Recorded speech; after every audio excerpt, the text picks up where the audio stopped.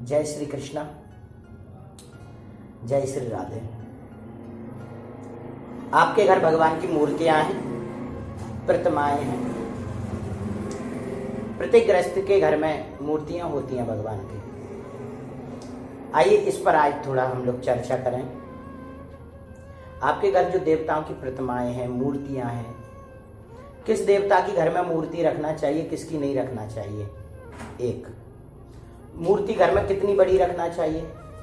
दूसरी बात, तीसरी चर्चा ये करेंगे हम लोग कि घर में किस चीज की मूर्ति रखना चाहिए, सोने की, चांदी की, तांबे की, पीतल की, मोम की, फोम की, मिट्टी की, किस चीज की रखना चाहिए। ठीक। चौथी चर्चा हम लोग ये करेंगे कि जो घर में हम मूर्ति रखते हैं, किन देवताओं की 2-3 मूर्ति रख सकते हैं, किन की एक रख सकते हैं, किन की नहीं रख सकते। गृहस्थ को एक ही पूजना चाहिए कि बहुत सारे देवता पूजना चाहिए, इस पर चर्चा करेंगे। और अगली चर्चा इस बात पर करेंगे कि घर में कैलेंडर आदि कितने टांगना चाहिए, कहाँ टांगना चाहिए, कैसे करना चाहिए, वो भी हम चर्चा करेंगे। आइए इसको विस्तार से अब चर्चा को बढ़ाते हैं। वीडियो को लास्ट तक देखना और अच्छी लगे तो एक कमेंट जरूर करना। हाँ, अपने लोगों तक भेजना भी आपको है। सबसे पहले मैं आपको एक बताऊं, घर पर किन देवताओं की मूर्ति रखना चाहिए। बराह पुराण कहता है कि घर पर एक देवता की मूर्ति अकेली नहीं होना चाहिए। और एक बात सच मानना, गृहस्थ एक का पुजारी नहीं है। एक ही साध है, सब सद हैं, ये गृहस्थ के लिए नहीं है जी। ये भक्ति के उत्तंग शिखर पर है, जहाँ सबरी जैसा भाव आ जाए, जहाँ मीरा जैसी भक्ति आए, वहाँ के लिए ये। गृहस्थ के लिए तो हमारे शास्त्रों में लिखा हुआ है, घर में एक मूर्ति न पूज्यैव गृहिणा स्वेष्ट मिच्छता अनेक मूर्ति संपन्ना सर्व कामा नवाप्नुयात। गृहस्थी को एक मूर्ति की पूजा नहीं करना चाहिए, गृहस्थी को अनेक मूर्तियों की पूजा करना चाहिए। आप गृहस्थी हैं, श्रावण आता है, हम लोग भोले बाबा को पूजते हैं, पूजते हो ना। भादों का महीना आ जाता है, हम लोग ठाकुर जी की आराधना करते हैं, जन्माष्टमी धूमधाम से मनाते हैं, राधाष्टमी मनाते हैं, ठाकुर जी की पूजा करते हैं। आगे बढ़ते हैं, गणेश चतुर्थी आ जाती है, हम लोग गणपति बप्पा मोरया खूब गणेश जी की आराधना करते हैं। इसके बाद हम लोग बड़े आनंद से देखते हैं कि पितृपक्ष आ जाते हैं, हम पितरों की पूजा करते हैं। फिर नवरात्रि आ जाती है, हम दुर्गा की आराधना करते हैं। हाँ, नवरात्रि के बाद दीपावली आती है, लक्ष्मी जी की पूजा करते हैं। तो गृहस्थ एक की पूजा नहीं करता, अनेक मूर्ति की पूजा करना चाहिए गृहस्थ को। और शास्त्र कहता है एक मूर्ति न पूज्यैव, एक मूर्ति की पूजा गृहस्थ को नहीं करना चाहिए, अनेक की करना चाहिए। अब अनेक में कौन कौन हूं समझना, ये भी बहुत अच्छी बात बता रहा हूं मैं। अनेक में शनि साईं और ये जो फैशन के जितने गोगा मणि, गोगा स्वामी, जो भी बना के देवता बैठाते जा रहे हैं, धन धन सदगुरु आदि आदि आदि जो है ना, इन सब की पूजा नहीं की जाती।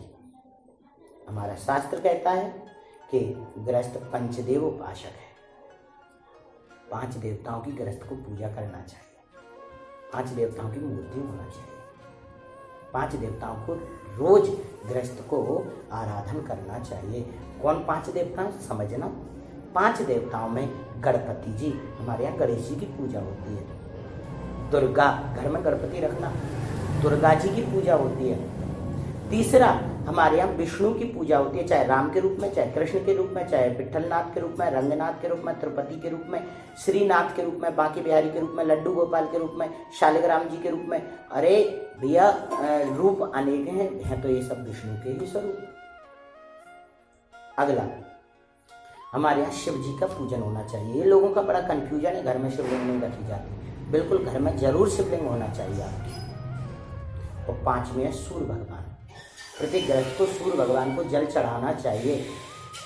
ये 5 देवताओं की रोज प्रतिदिन पूजा करना चाहिए। और गृहस्थी के घर में ये 5 देवताओं की मूर्ति होना ही चाहिए, जरूरी है। अगली बात सुनना ये बात मेरी और समझना, गौर करना मेरी। मूर्ति किस चीज की बनाना चाहिए। आजकल तो बड़ा बुरा क्रम चल रहा है, कोई मोम के लिए आता है, कोई फोम के लिए आता है, कोई वो चीनी मिट्टी के लिए आता है, तो कोई कांच के लिए आता है। बाजार के तो इतने, अभी मैंने किसी के घर चमड़ा के गणेश देखे, विचार करो ये क्या क्रम आ गया हमारे यहाँ, गलत है। हमारे यहाँ सुवर्ण रजत बापी ताम्री रत्नमयी तथा शैल दारुमयी बापी लोह संगमयी तथा। सोने की प्रतिमा होना चाहिए देवता की, सोने की ना हो चांदी की रख लो, चांदी की ना हो पीतल की रख लो, ताम्रमयी तांबे की तो बहुत अच्छी है। और सुनना, शैली पत्थर की मूर्ति रख सकते हैं, पत्थर में ये नहीं आता, चीनी मिट्टी ये सब नहीं आता।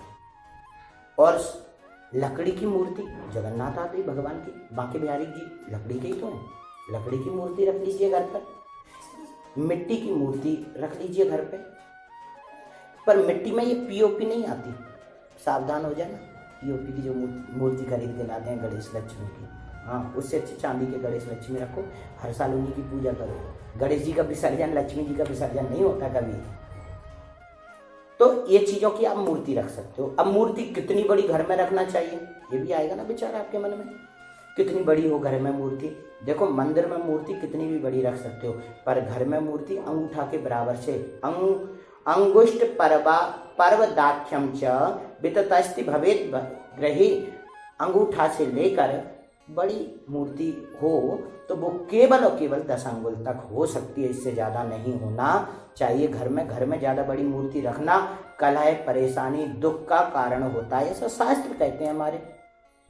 अब शास्त्र के अलग तो आप नहीं जाओगे ना, शास्त्र की बात मानोगे, शास्त्र की तो मानना भी चाहिए, उसी के आधार पर तो हम पूजा करते हैं।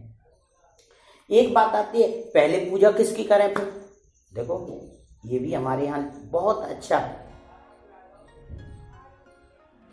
शास्त्र में आया कि सबसे पहले रवि विनायक चंडी ईशो विष्णुस्तथैव च अनुक्रमेण पूज्यन्ते व्युत्क्रामे तो महद्वयम्। सबसे पहले सूर्य भगवान को जल चढ़ाना चाहिए। यदि आप सूर्य भगवान को जल नहीं चढ़ाते हो तो पूजा के अधिकारी नहीं हो। हाँ, इसलिए ब्राह्मण के लिए पहले संध्या वंदन है, गायत्री है, और आपको भी करना चाहिए। सबसे पहले सूर्य की पूजा करिए, उसके बाद सूर्य को जल आदि चढ़ाने के बाद विनायक गणपति का पूजन करिए, फिर देवी की पूजा करिए, फिर शिव का पूजन करिए, और विष्णु राम ये तो सबके आराध्य है ना। सबके बाद में मूल देवता के रूप में नारायण का पूजन करिए। ये पूजन का क्रम है, इसी क्रम से पूजन करिए। अभी हम आपको पूजा करने का तरीका भी समझाएंगे, क्योंकि आजकल लोगों को पूजा करने का तरीका नहीं आता है। समझना मेरी बात, आजकल लोग पूजा तो करते हैं पर देखा देखी करते हैं, उन्हें पता ही नहीं होता कैसे करना है। मैं पूजा करने का तरीका भी बताऊंगा अगले वीडियो में। इस वीडियो को ज़्यादा से ज़्यादा शेयर करना, और यदि कोई चीज़ समझ में ना आए ना तो मेरा व्हाट्सअप नंबर भी लाइन पे चल रहा होगा, आप व्हाट्सअप नंबर लेकर मुझसे व्हाट्सअप पे कॉल करें, व्हाट्सएप पे बात करें, अपना प्रश्न डालें, आपकी समस्या का समाधान होगा। सादर